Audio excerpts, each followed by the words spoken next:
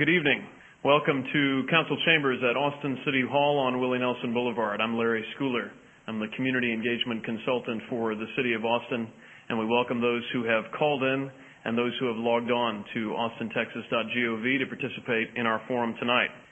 As you may know, for the past few years, the city has been working very diligently to enhance our public participation strategy to ensure that those who are affected by a decision have a chance to be involved meaningfully in the decision-making process.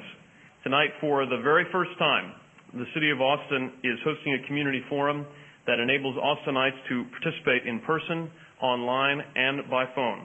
We will take questions from the group after all the presentations are completed. Also, those of you who are listening on the phone can submit questions by pressing 0, and those of you who are online can type your questions in as well. I'm going to go back to the phone for one or two final questions. Michael, who do we have? We have Brad standing on the line. Okay. Brad, are you there? Yes, I am.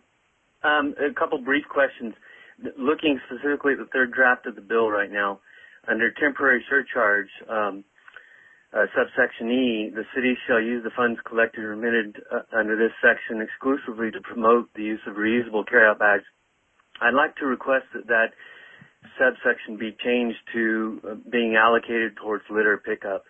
And the reason I request this is I grew up in Austin, but I've lived elsewhere. And I believe that the litter problem is a serious problem in Austin. There needs to be a lot more resources put into it. I think you mentioned a figure earlier how much you spend a year on litter pickup, but it's not enough.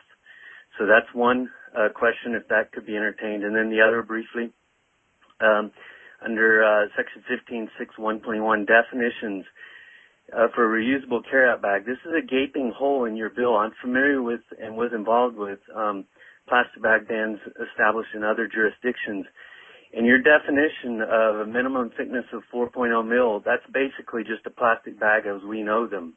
And to allow that simply by putting a label on it, calling it a recyclable plastic bag or reusable bag, that's not adequate. That thickness needs to either be thicker, or that complete definition there for reusable carryout bag needs to be reworded and redesigned.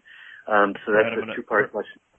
Brad, thank you very much. I saw Mark gesture that he wanted to say something briefly, so I'll go to him and then to Bob. And again, let me remind the audience we will be moving into formal comments from the audience here shortly. Mark. Yeah, just a brief comment. As a manufacturer of plastic bags, the 4.0 mil plastic film, which Bob noted earlier, is high molecular weight, high density. There's not an American extruder in the United States that can make a bag that thick. It's 8 times thicker than the bags that are used right now. When we look at, the EPA's reduce, reuse, recycle, one of the things the plastic bag manufacturing has been very good about is we've reduced the plastic in plastic bags by 50% since their introduction. So a 4 mil plastic bag is, considerably heavier than anything that can be made in the United States. It's basically banning, that product as well. Bob. I think we have a few good comments here that I want to comment on. There was a suggestion on Section E under temporary surcharge to include litter cleanup. I would also add that in my notes, I'm also adding into the language promote the use of recyclable and reusable carry-out bags, so we can add recycling into that note there too. There is a significant comment there about the definition of a plastic bag.